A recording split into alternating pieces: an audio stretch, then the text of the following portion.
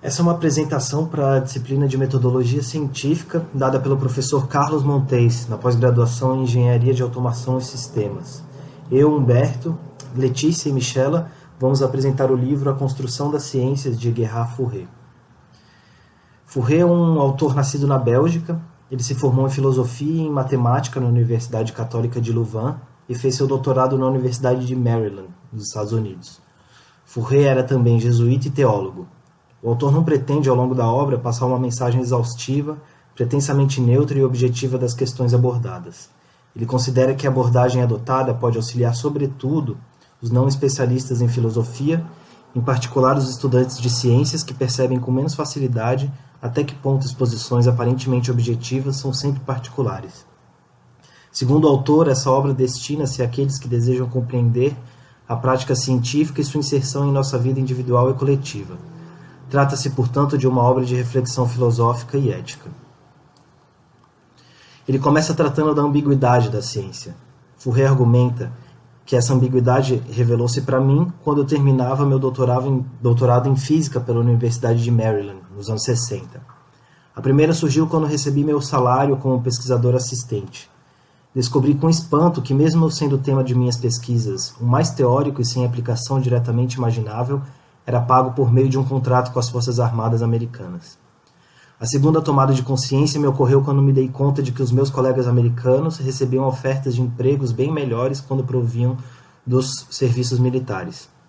Então, somente para a gente se situar um pouco nesse discurso do autor, após a Segunda Guerra Mundial, nos anos 50 e 60, o governo dos Estados Unidos instalou no estado de Maryland um complexo de laboratórios militares, conhecido como Fort Detrick, onde foram realizados inúmeros experimentos voltados ao desenvolvimento de armas biológicas.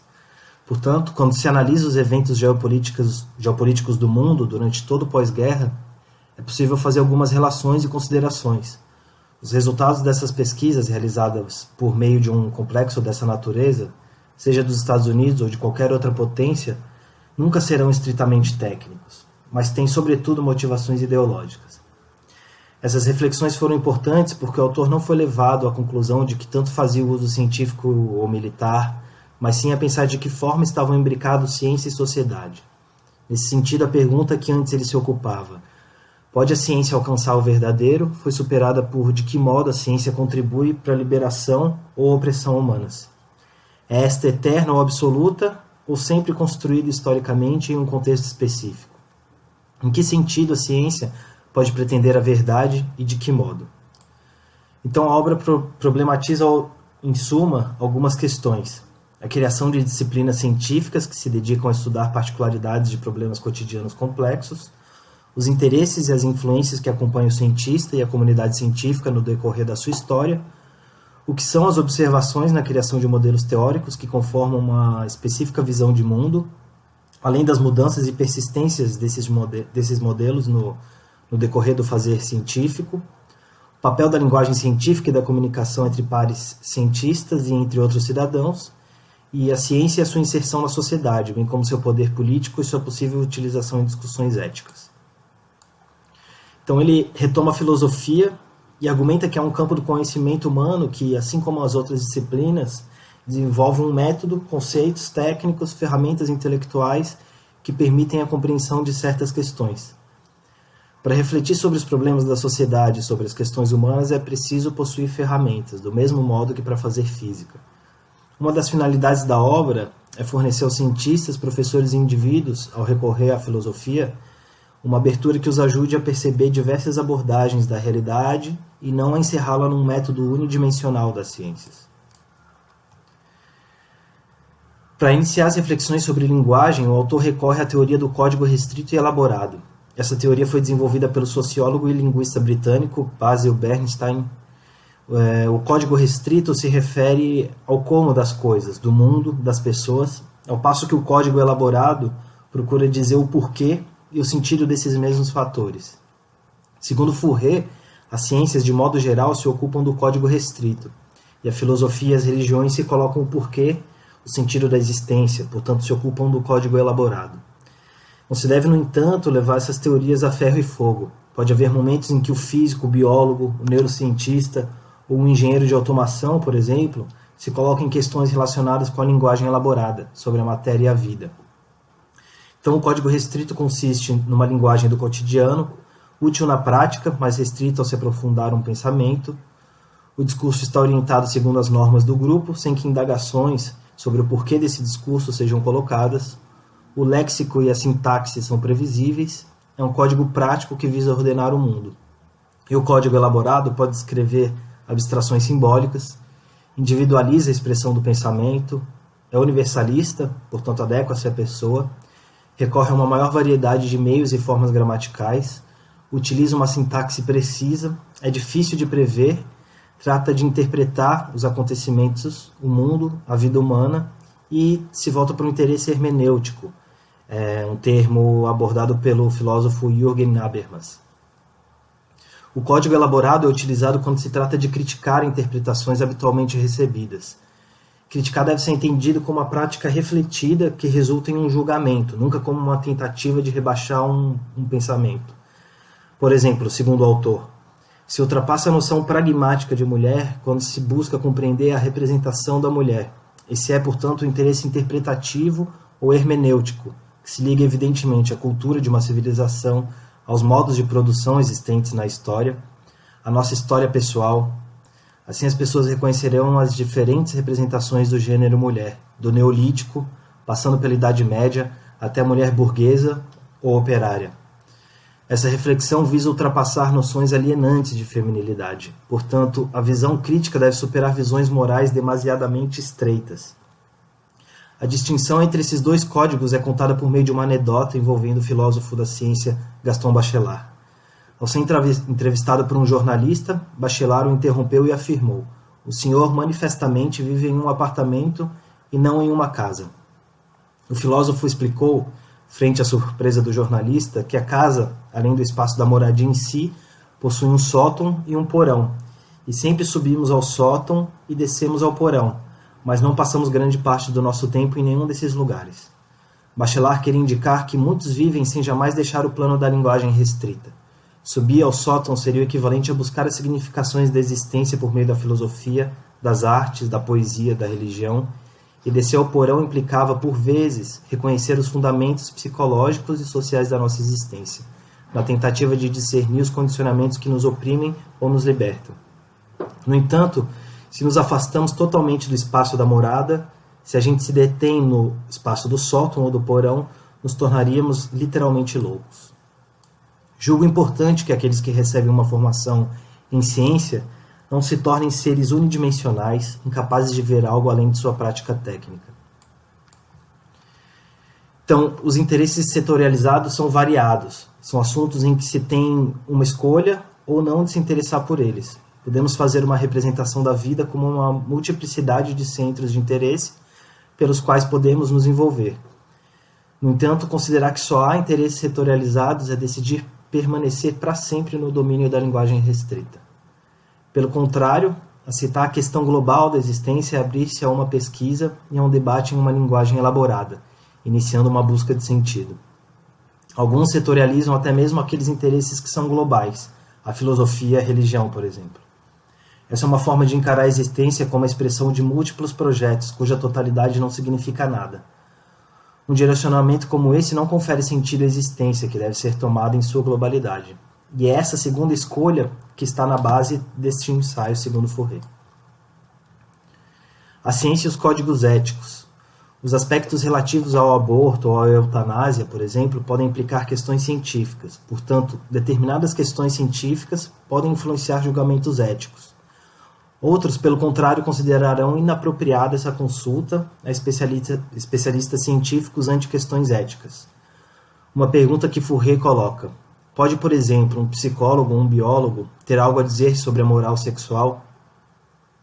Então, ele entra na discussão da normalidade e argumenta que a palavra normal, assim como a própria ciência, é muito ambígua. Existe uma multiplicidade de sentidos ligados a essa palavra.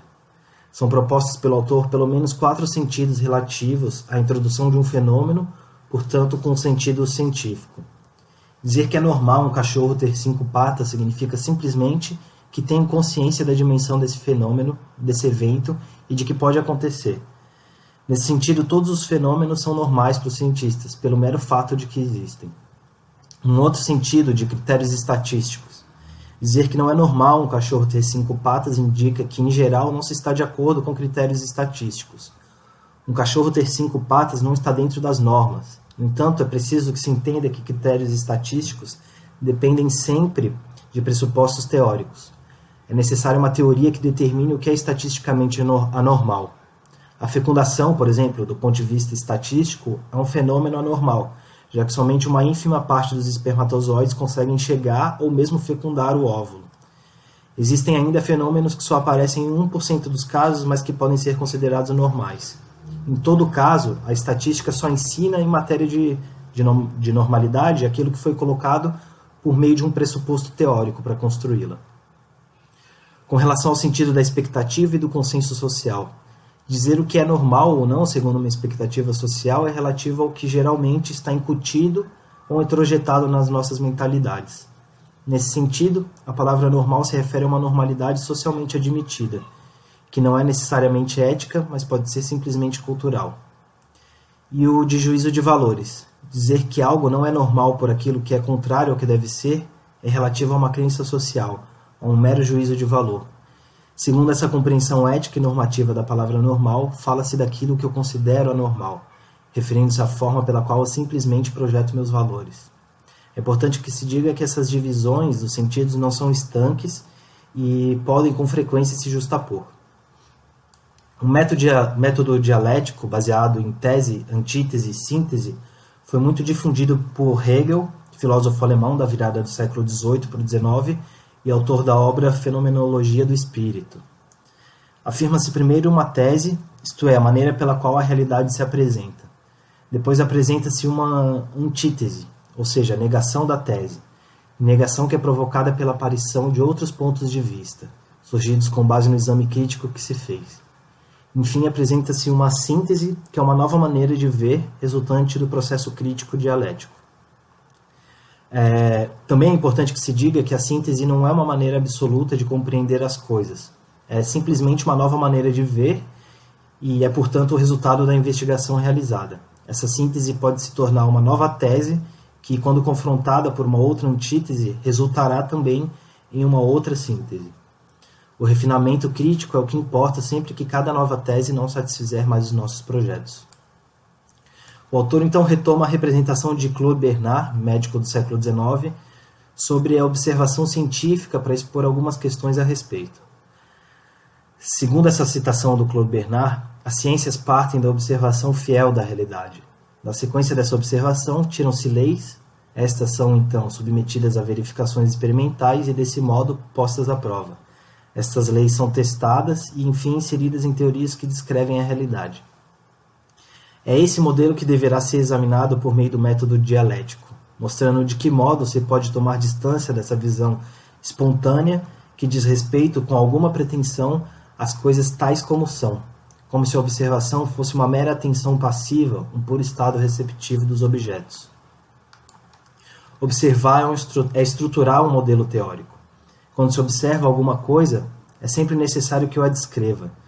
Portanto, ao descrever, se utiliza uma série de noções que eu possuía antes.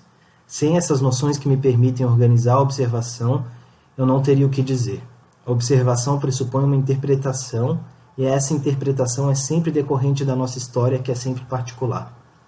As relações de observação podem mudar de significações de acordo com o contexto teórico no qual nos situamos, e se ao observar o que é a pobreza na sociedade, por exemplo, coloco em questão o sentido de ser pobre no mundo, não terei mais o sentimento de observar passivamente uma imagem que chega até meus olhos, mas sim de teorizar.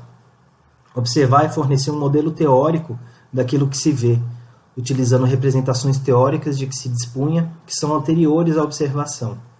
Não se pode, por exemplo, observar sem utilizar a linguagem verbal ou mental. E a língua já é uma maneira cultural de estruturar a visão e uma compreensão. Não à toa, determinadas expressões só existem em determinadas línguas. A palavra saudade, que é tão própria do português, não pode ser descrita com a mesma precisão e significação no espanhol. Ao passo que os alemães têm uma única palavra para descrever algo que se aproxima, numa tradução livre, literal, à vergonha alheia. Portanto, a observação neutra diante do objeto é uma ilusão. Não se observa, como já dito, passivamente, mas se estrutura aquilo que se quer observar, utilizando para isso as noções que aparecem úteis, visando uma observação adequada. Se digo que o Sol gira em torno da Terra, estou indicando simplesmente qual é a minha interpretação teórica que me permite compreender uma ocorrência do mundo. Se digo que a Terra que gira em torno do Sol, coloca-se em questão o que era tido anteriormente como fato, inserindo um novo modelo de representação teórica dessa mesma ocorrência do mundo. Na medida em que se percebe que a observação dos fatos é sempre a construção de um modelo de interpretação, se atina para como esse modelo se relaciona com o que nos interessa no momento, de acordo com o nosso projeto, com determinadas prescrições, e a observação não descreve um real em si, incontestável, mas constitui uma descrição útil, tendo em vista um projeto. Assim, dizer que alguma coisa é objetiva é dizer que é alguma coisa da qual se pode falar com sentido. É situá-la em um universo comum de percepção e de comunicação, em um universo convencional instituído por uma cultura. Não posso descrever o mundo apenas com a minha subjetividade. Preciso me inserir em algo mais vasto, uma instituição social, ou seja, uma visão admitida, organizada e sistematizada comunitariamente. O lugar da objetividade não é nem a realidade absoluta em si, nem a subjetividade individual, mas a sociedade e suas convenções organizadas e instituídas. Acreditamos que a nossa observação científica do mundo possui uma objetividade absoluta. Efetuar esse julgamento só é possível sob a condição de esconder a particularidade de nossa visão, de nossa sociedade e de nossa situação. Esse apagamento acaba levando a uma sociedade tecnocrática, aquela detida no código restrito, onde se busca fundar ou legitimar decisões sociopolíticas ou éticas sobre raciocínios científicos pretensamente neutros e absolutos. O sentimento de realidade é um sentimento subjetivo e afetivo ligado a uma comunidade. Os cientistas têm a impressão de ver o real quando estão inseridos numa comunidade, no caso a científica, que aprova sua descrição.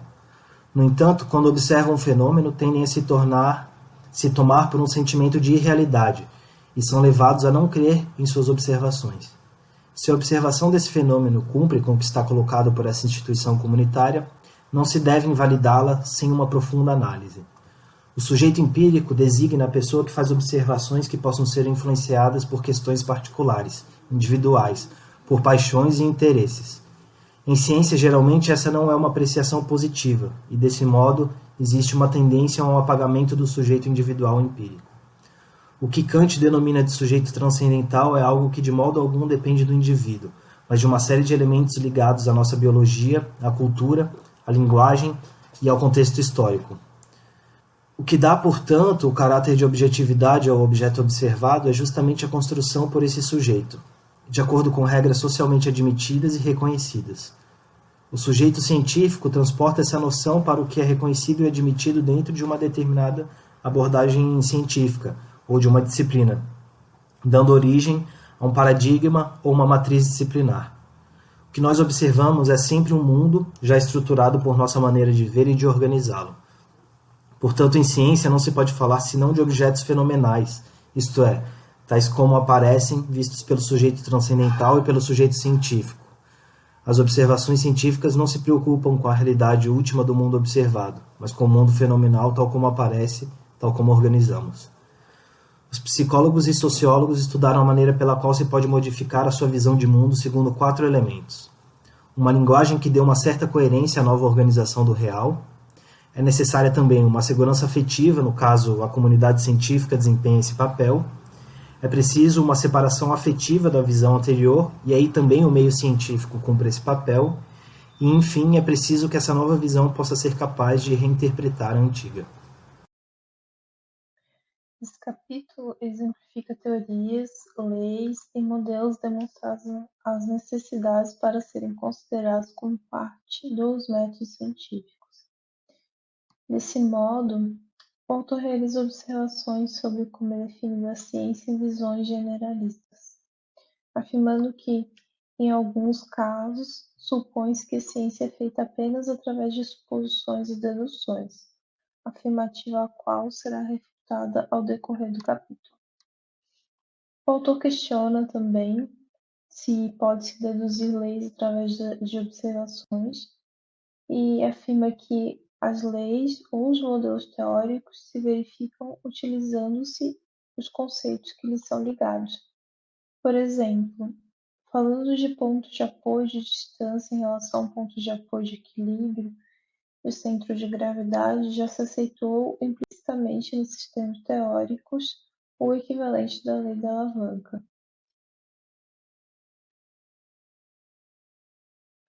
O autor afirma também que a ciência é subdeterminada, ou seja, ela não pode ser baseada em observações empíricas. Para compreender, ele cita uma história em quadrinhos que não tivesse exatamente as falas descritas. Seria possível construir um número infinito de histórias compatíveis com esse mesmo desenho, mas, de maneira similar, partindo para o pressuposto da ciência, sendo colocado um número finito de dados empíricos, pode-se encontrar uma infinidade de leis ou modelos científicos que sejam correspondentes. As teorias científicas são subdeterminadas nesse sentido de que não são completamente determinadas. O autor fala também de modelos de projetos e ele indica no início da sessão que os modelos eles estão normalmente associados a construções sociais e podem estar associados a objetos. Por exemplo, como ele explica na sessão, a uma cadeira.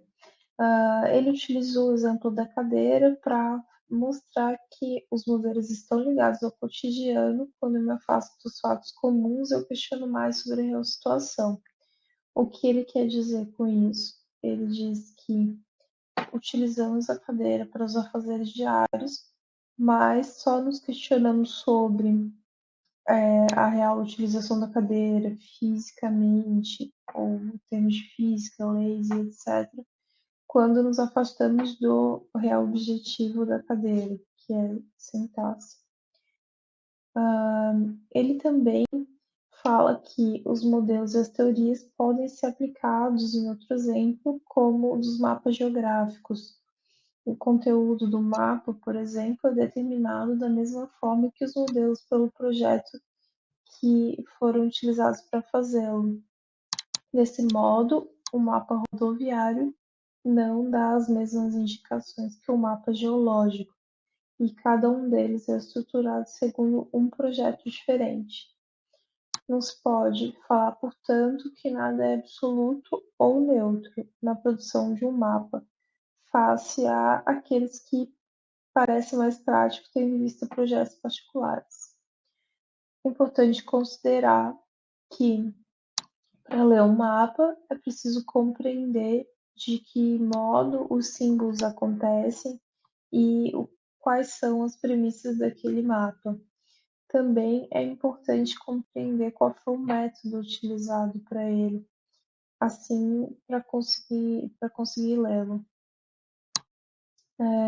Então, nesse caso, o mapa ele se aproxima da compreensão de modelo científico por questões, por essas questões. Além disso, existe a necessidade da objetividade, de que o mapa seja feito de uma forma correta e objetiva e fácil de ler, que também está associada ao modelo científico.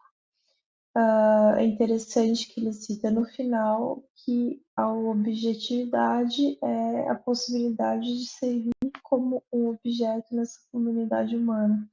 Então, exatamente o objeto mapa fruto desse modelo que foi gerado. Ainda falando sobre modelos, o autor citando as questões de verificação e falseamento afirma que não se pode necessariamente indicar que um modelo seja verdadeiro ou falso, mas sim que ele seja verificado e válido. Ele cita dois exemplos, um que é que se você fizer 1000 experimentos e verificar que todos os corvos eram negros, nada impede de que um dia ainda não possam ser encontrados pelo menos um corvo branco. Além disso, também ele cita um pouco mais, de uma forma um pouco mais abrangente, de que eram tidos como modelo as leis de Newton, e depois, quando elas passaram a não satisfazer mais as necessidades, foram substituídas pelas leis de Einstein. Não, portanto, não se tem a ideia de verdadeiro ou falso, mas sim de válido diante das situações e do conhecimento obtido até atualmente. Também considera-se o critério de falsibilidade para os modelos científicos. Lamotte afirmou que, quando não se pode interpretar necessariamente que uma proposição é verdadeira, provar que uma proposição é verdadeira, então pode-se provar que ela é falsa, sob a condição de que possa testá-la e colocá-la à prova. O exemplo que o autor deu é que, se eu digo que a aceleração de um objeto que cai é constante, trata-se de uma proposição que poderia se revelar falsa por uma ocasião de uma experiência para a qual se utilizassem critérios precisos. Portanto, é uma proposição falseável. Existe o oposto que demonstra que a proposição acontece. Ainda considerando os critérios de falsibilidade, afirmado por Bing que, em ciência, certos conceitos podem ser muito úteis mesmo não sendo falseáveis. Por exemplo, a lei da conservação de energia, que funciona em geral de uma maneira não falseável, na medida em que o princípio metodológico, os físicos buscam sempre uma forma alternativa à energia, caso alguma forma comece a desaparecer.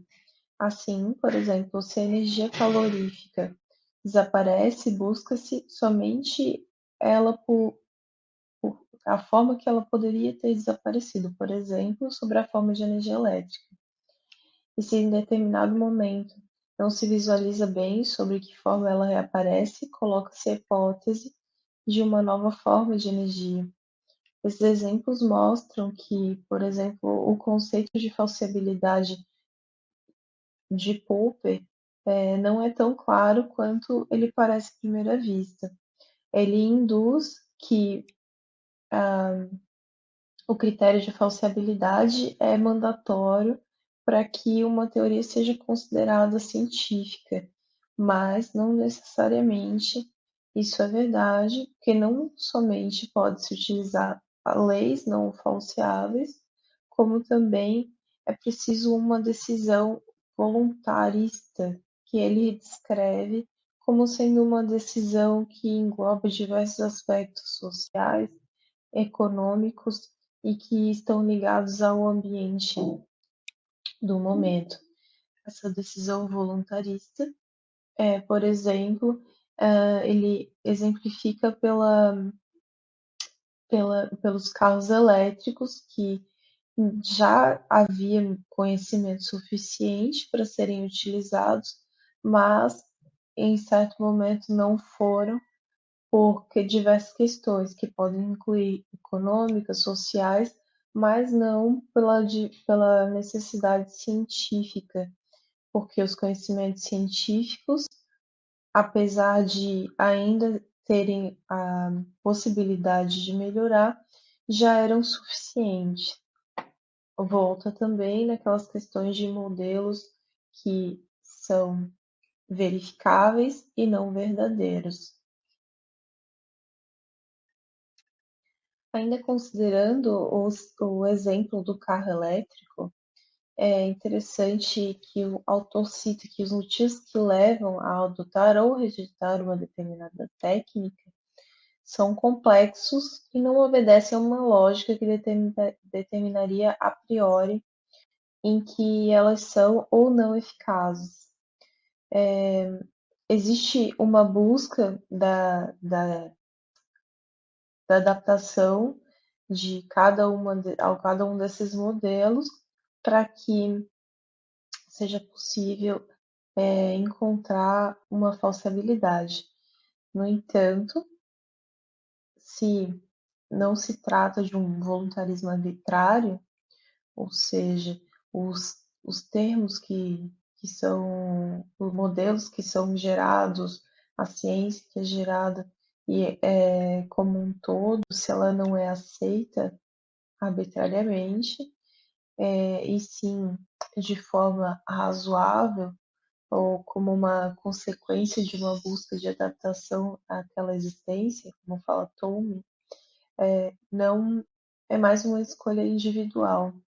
É interessante que ele pontua que as decisões são pautadas, sim, em construções de todo um meio, exemplificando o carro elétrico, mas ele deixa bem claro que as escolhas não são feitas com base individual, elas são interações sociais e, e acreditam que as suposições sejam suportáveis.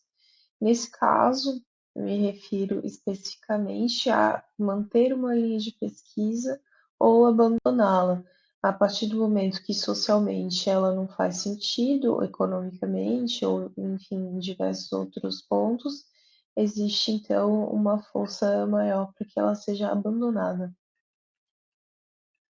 O autor trata também de métodos científicos, demonstrando algumas metodologias que os cientistas utilizam para chegar em resultados finais. Um método utilizado é o analítico. Por alto, ele consiste em se dar um modelo que mostre o real com o construído, considerando-se os seus elementos de base. Ou seja, a gente considera todas as teorias que já foram pré-entendidas, pré-estudadas, e a partir dessas reúne os novos métodos ou as novas teorias para que sejam vistas como reais e científicas.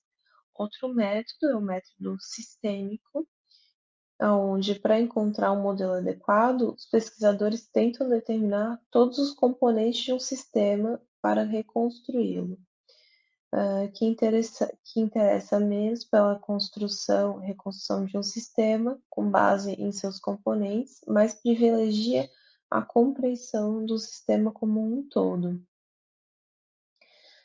Esse método ele considera como primordial as interações entre os componentes. Então, ele exemplifica falando que o método considera como se cada componente ou cada teoria seja uma caixa preta, pouco interessando o que consta dentro desses componentes, mas sim os resultados que são provenientes dele. Então, as experimentações elas são realizadas com base nos resultados analíticos e não necessariamente no que está incluído dentro de cada componente científico.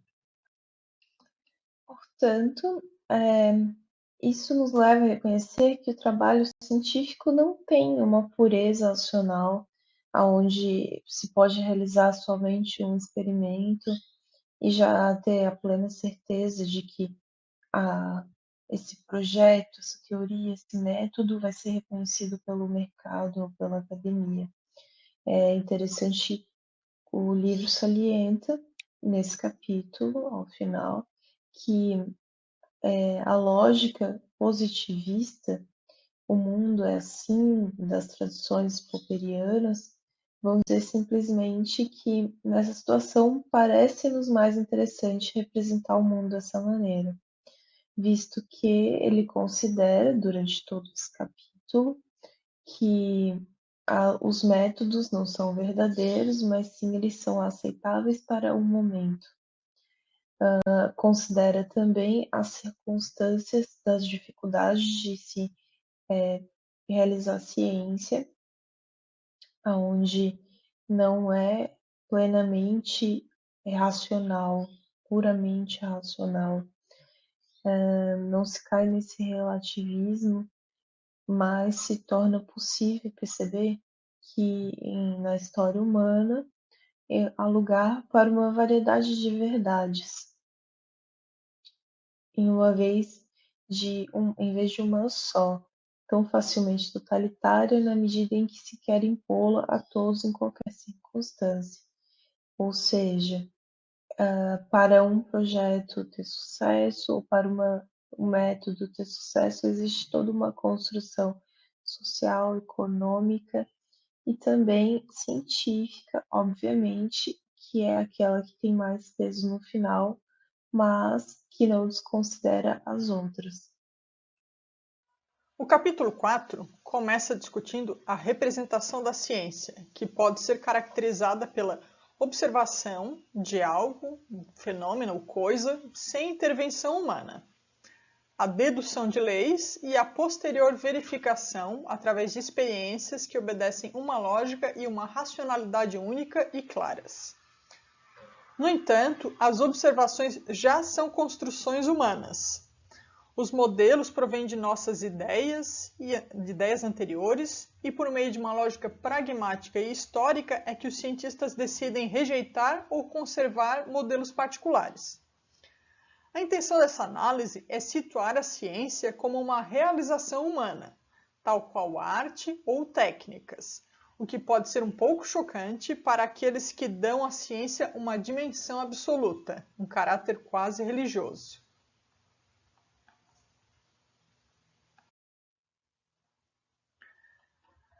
A comunidade científica pode ser definida como um grupo social, uma confraria onde os indivíduos se reconhecem como membros de um mesmo corpo e o cientista é aquele possuidor de um conhecimento específico, útil e passível de retribuição. A diferença desse grupo social para tantos outros é o reconhecimento por parte da sociedade. Então, é um grupo que tem um reconhecimento não só dos membros que se identificam, mas a sociedade também reconhece esse grupo. E esse reconhecimento público, ele é feito através de grupos dominantes, que são grupos que detêm algum peso dentro da sociedade. Então, uma vez que esses grupos dominantes reconhecem algo, é impossível de ser ignorado. Através de tal reconhecimento, o grupo recebe um status social, recebe prestígio e, obviamente, tudo isso se converte em benefícios financeiros, em subsídios financeiros para a realização de suas pesquisas. A comunidade científica faz parte do método científico. Podemos afirmar que um laboratório é feito do desempenho do seu pessoal, aliado a aparelhos de precisão, recursos e acessos a revistas técnicas, bibliotecas, participação de congressos, e nesse meio é necessário que circule a comunicação, a crítica e o diálogo entre os pares, também com os aliados da ciência e com a sociedade. O método de produção da ciência passa pelos processos sociais que permitem a constituição de equipes estáveis e eficazes e alianças para a captação de subsídios. Então, mais uma vez, podemos afirmar que a ciência aparece como um processo humano, feito por humanos, para humanos e com humanos. As ambiguidades do conceito de comunidade científica, elas são visíveis quando escutamos afirmações do tipo: a comunidade científica revela tal verdade, a comunidade científica repudia tal afirmação, a comunidade científica afirma que. Quando examinamos de perto a comunidade científica, ela revela-se como um pequeno mundo, bem estruturado. Há os grandes experimentadores de laboratórios, que possuem relativamente bastante poder, os chefes de laboratórios, e há os outros, que são os operários especializados, os técnicos, os assistentes. No slide, nós temos o exemplo do cientista americano James Watson, que foi um ganhador de prêmio Nobel por descobertas no campo da biologia, relacionadas ao DNA. E em 2007, ele afirmou que foi excluído da comunidade científica. Por quê? Por fazer declarações de cunho racista sobre a raça e a inteligência. Acima nós temos um tweet do laboratório onde esse cientista trabalhava e prestava consultoria. Então, nesse tweet fica claro o posicionamento do laboratório em relação ao premiado James Watson, né? Então, o posicionamento desse laboratório reflete como uma afirmação da comunidade científica. Bom, quando a gente fala em comunidade científica, a palavra comunidade suscita pessoas em pé de igualdade, né? Como se todos fossem iguais e a opinião de todos valesse da mesma forma. Só que na prática não funciona assim. Na prática, como em outros grupos, há uma forte divisão de trabalho que favorece a divergência de interesses. Os acadêmicos percebem isso logo no início da carreira acadêmica, quando muitas vezes vão escrever o TCC e entram em tensões sobre os interesses deles, o que eles estão aprendendo, com os interesses dos laboratórios ou dos locais onde eles trabalham. E quando se fala em interesse da comunidade acadêmica, entende-se, portanto, os interesses de uma grande corporação, que apresentados dessa forma ocultam divergências, pois, obviamente, a gente entende que o interesse de um chefe de laboratório nem sempre está aliado ao interesse de um assistente de laboratório. E esse assistente de laboratório ele tende a se identificar mais com o operário de uma indústria do que com o chefe do laboratório. Segundo o autor, a comunidade científica ela não ocupa uma posição aleatória na sociedade, pois ela pertence à classe média industrial. E como classe média, caracteriza-se ainda por uma identificação bastante forte com a ordem social existente. Afinal de contas, para essa classe social, para a classe média, a sociedade não está tão mal assim, né? Para a classe média não há fome, não há escassez de alimento. E a comunidade científica também pode ser identificada como um grupo social que tem algo a vender e que procura compradores. Então, os cientistas estão sempre à busca de financiadores para subsidiar suas pesquisas e, obviamente, para que a pesquisa seja financiada, ela deve atender o interesse do financiador, né? Então, essa percepção sobre a comunidade científica, por parte do autor, ela também é compartilhada por membros da sociedade. No final da década de 60, com a corrida espacial, o homem foi à Lua. No início da década de 70, em 1970, um poeta afro-americano, compositor, poeta afro-americano, o Gil Scott Heron, ele escreveu o poema O Branco na Lua. Nesse poema, o trecho que a gente vê aqui no slide, ele destaca uma série de problemas enfrentados pela comunidade, né, mas problemas de ordem de saúde, problemas financeiros, problemas sobre a inflação, né, problemas de ordem sanitária, mas nenhum desses problemas tem importância, pois afinal de contas o branco foi à Lua. Então, como vimos nos slides anteriores, a comunidade científica ela se estrutura parcialmente por interesses determinados pelas organizações sociais às quais ela se alia, né? Então, o interesse da comunidade científica, muitas vezes, ele está de mãozinha dada com o interesse do grupo a qual a financia. E a maneira de pensar da maior parte dos cientistas ela é influenciada pelo seu lugar social de origem. Então, não é um grupo neutro e desinteressado. Muitas vezes os cientistas experienciam um sentimento de desapropriação do trabalho. Por quê? Porque o trabalho está subordinado a poderes aos quais eles não têm controle. Muitas vezes esse trabalho é financiado pela indústria, é financiado pelos militares ou pelo Estado. E também existe um forte sentimento de impotência social por parte dos cientistas, né? Que se reflete na facilidade em tecer críticas do tipo: se eu fizesse, se as coisas estivessem na minha mão, estariam andando melhor. Se as coisas, né, se fossem de minha responsabilidade, eu faria melhor.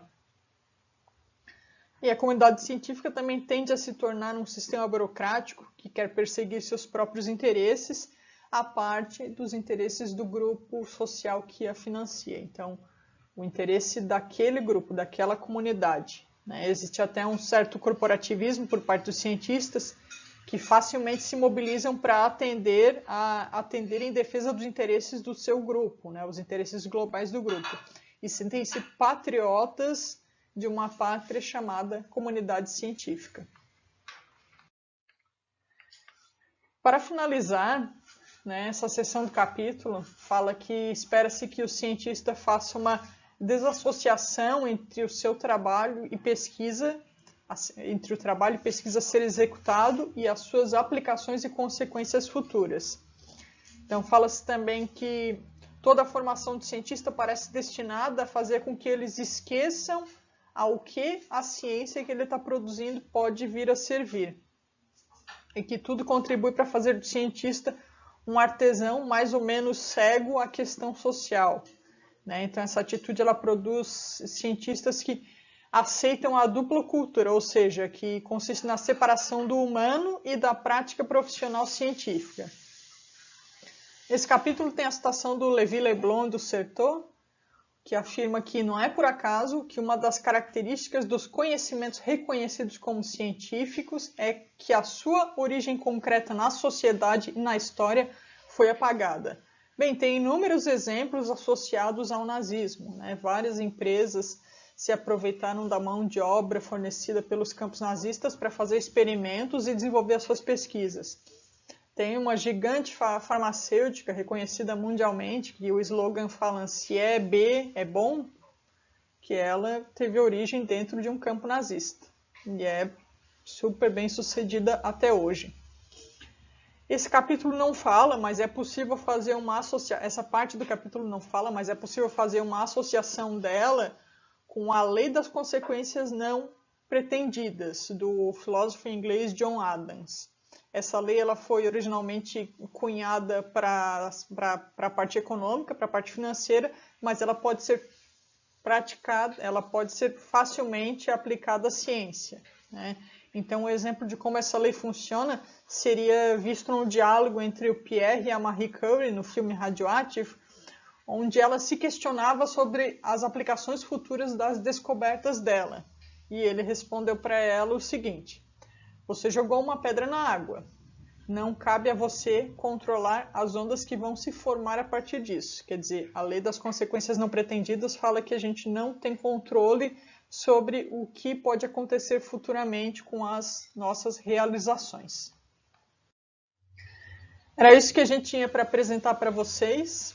Agradecemos a atenção e agora estamos abertos às dúvidas e comentários.